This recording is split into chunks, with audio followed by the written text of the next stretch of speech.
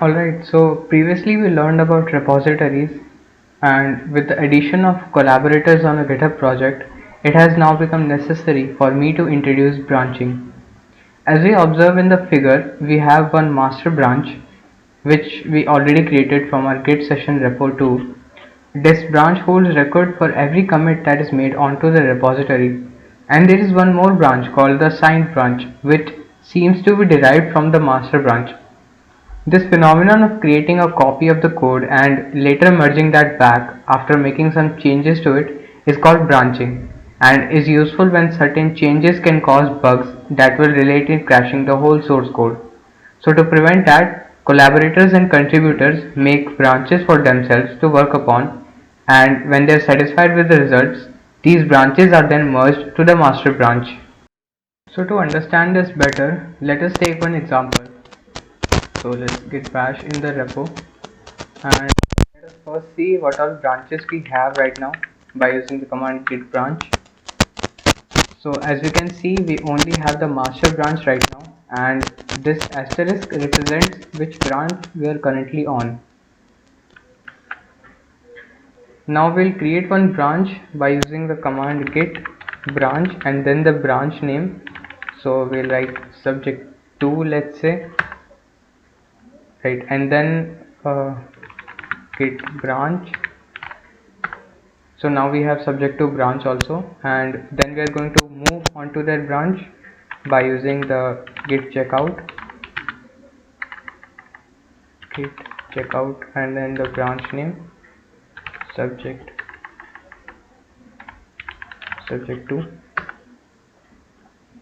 right. So it shows that we have switched branches, and also using the git branch we know that we are currently on subject to branch.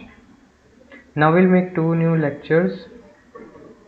We'll do touch, let's say extra lecture 1, and touch extra lecture 2, right. So we have these two new files, and we'll add them to the staging area, and we'll commit the change -m add extra lectures in subject 2.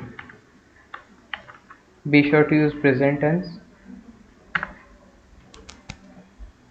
And now we are able to see and edit these files as long as we are on the subject to branch. So as soon as we switch to the master branch, right, so these files disappear. So what happened is that it created a copy of the master branch, and the changes we made are only on the subject to branch. So with the branches being functional, we can still go on and make some changes onto the master branch. So let's say we open up lecture 1 and we say something like lecture completed, and we'll save that. And here if we do git status, we can see some changes have been made. We'll do git add. There is another way of committing to these files when they are already being tracked. We can do directly git commit and -am and then write the message. So this am commands adds the commits to the staging area as well as commits to them. So we'll write something like complete lecture 1 and commit, and so we'll now git checkout to the subject to branch. Alright, so we know that changes have been made to the master branch recently, but still we can merge the changes in our subject to branch to the master branch as long as we don't have any merging conflicts.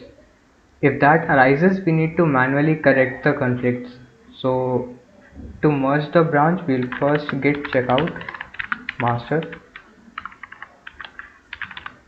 We need to be in the master branch to be able to merge, and we'll merge by using the command git merge and then the branch name subject to and then -m for the message merge subject to branch and enter. So hence our branches are merged successfully, and in this way we can make open source contributions to big projects also, just on a bigger source code and more professionally.